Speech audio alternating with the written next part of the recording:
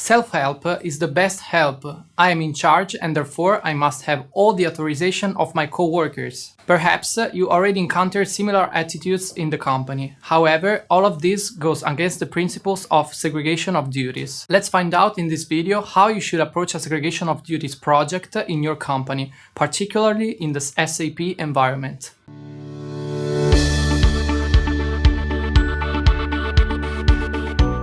Hi, my name is Fabio, and today we're going to take a look at how you should deal with and start the management process of the segregation of duties in your company. Where should you begin from?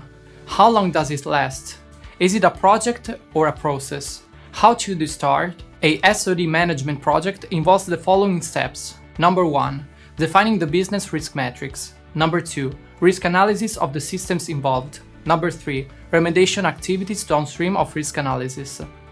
Number 4. Activities of risk mitigation. Number 5.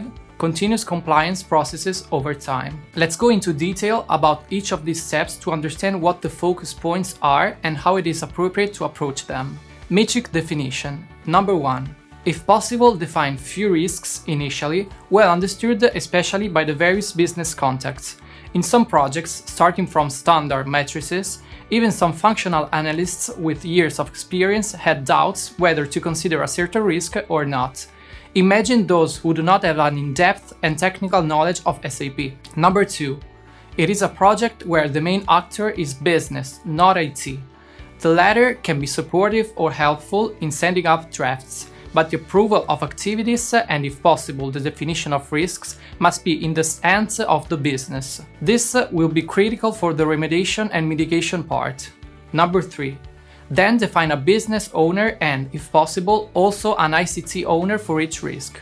Number 4. Remember that the matrix, once defined, is still modifiable. If there are the conditions, it must be modified by adding or removing risks or by improving its scope, perhaps to avoid false positives. Number 5. There are different types of risks you can create. SoD type risks like pairs of conflicting actions. For example, I create a supplier and start a fraudulent payment to the fictitious supplier.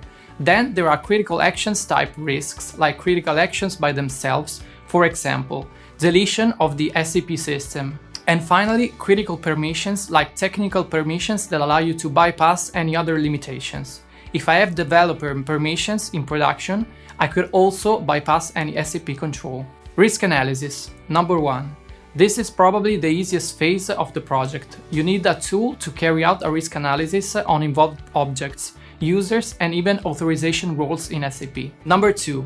SAP has a tool to perform a risk analysis with some limitation within the RP, or for a fee through the GRC Access Control Suite. There are also other tools on the market to perform a risk analysis, also in SAP. Number 3.